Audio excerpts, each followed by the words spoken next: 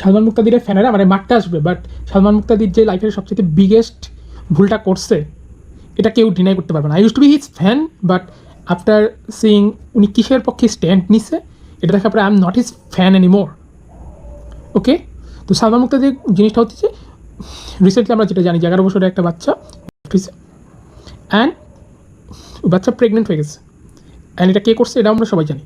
Okay, at some point আমরা দেখছি যে বাঙ্গু মানুষজন, হ্যাঁ অবভিয়াসলি ওদের মাইনাস আইকিউ, তো ইউনো ওরা লাইক জম্বির মতো কমেন্ট করে, বাট দ্যাটস ওয়ান থিং।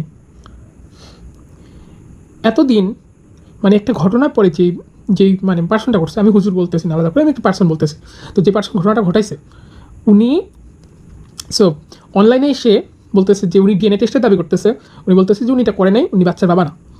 কিন্তু এখন তো ডিএনএ টেস্ট হয়েছে অ্যান্ড ডিএনএ টেস্টে এটা প্রুভ হয়ে গেছে যে he is the real culprit and ও এই বাচ্চার বাবা। তো কথা ওইটা না, কথা হচ্ছে যে সালমান মুক্তাদির কীভাবে পারলো মানে স্ট্যান্ডটা নিতে। হ্যাঁ ও শিওর না হইতে পারে, বাট ওর ওখানে নিউট্রাল থাকা দরকার ছিল।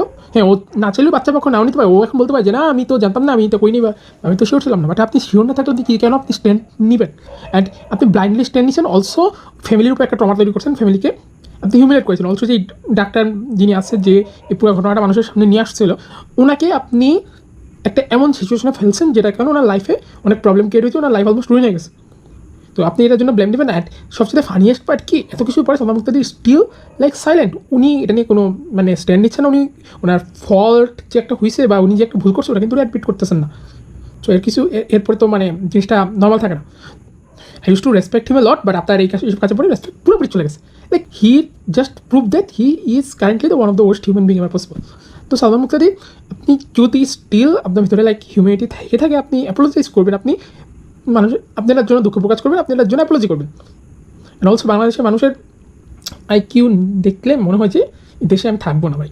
যে মানুষ এরকম একটা ঘটনা, একটা 11 বছর মেয়ের সাথে ওরা কীভাবে করতে পারছে। অ্যান্ড আজকে একটা কমেন্ট দেখলাম, যে কমেন্ট আমি দিয়ে দিচ্ছি, এত ডিসকাস্টিং কমেন্ট ভাই, আপনি কীভাবে করেন এই জিনিসটা?